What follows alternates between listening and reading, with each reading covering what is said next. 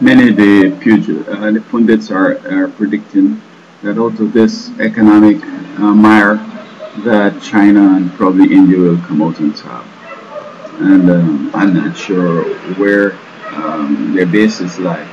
However, in my opinion, it don't seem to be something practical. China and India are hitting in the door, knocking the door of superpowership. They want to be superpowers. But before dealing with this economic here, there's a clear line of succession from Egypt way back to Germany. Now, Egypt ruled the world. That is, Africa ruled the world. Brought it up from this nomadic sort of primitive life. Introduced books and libraries and agricultural science and math and astronomy and building construction and all sort of things. And then Babylon came on, knocked off Egypt, and then Medo Persia knocked off Babylon. Oh, by the way, when Babylon knocked off Egypt, they took all the learning up to Babylon, up to say maybe Baghdad. And then when the Medes and the Persians came and knocked off Babylon, they took all the learning up to Tehran, and then Greece, and then Rome. So when the Germans knocked off Rome, they took all the accumulated learning up to them and took it to Germany. And this is why Germany had some important research going on in the 30s and 40s that the West hadn't a clue about, because they kept it to themselves. And that is what superpowers do: conquer the previous superpower and take all the intelligence and all the learning and all the wealth and everything else and build on it. And so I'm not sure the real reason for the Second World War. It could be that these guys wanted some of that technology or something, but anyway, they were able to smash Rome.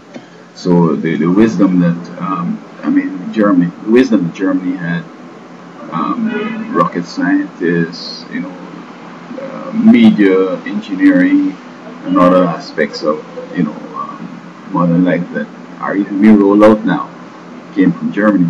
And so it was shared between Russians, Britain, America, Australia, New Zealand, Canada, France, most of the the Europeans.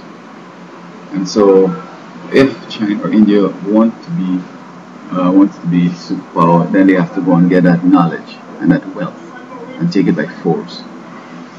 This is going to be a difficult task because Europe has armed itself.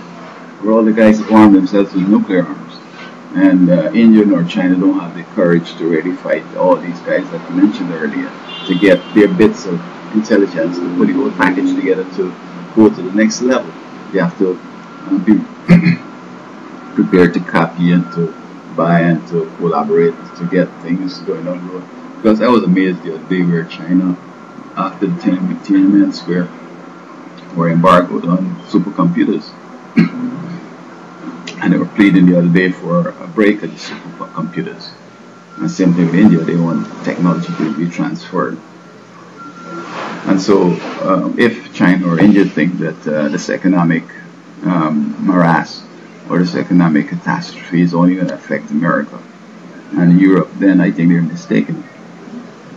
Because yes, Canada has had its money downgraded, and maybe New Zealand and Australia perhaps. But if America slips, then everything is over for a variety of reasons which I'm not going to get into. And so anybody who is betting on America going down and they can be able to, grab the baton and run and finish the race, everything is going to be over when America goes down. So it behoves China and India maybe to keep the loans going or whatever it takes to keep America, going, because the day that America ceases to exist, the whole world is on the verge of collapse. I hope that China gets that clear, and also Zakari, because Zakari is the one who thinks that things are going to get different and maybe China is going to go somewhere. But they're going nowhere, Mr. Zakari.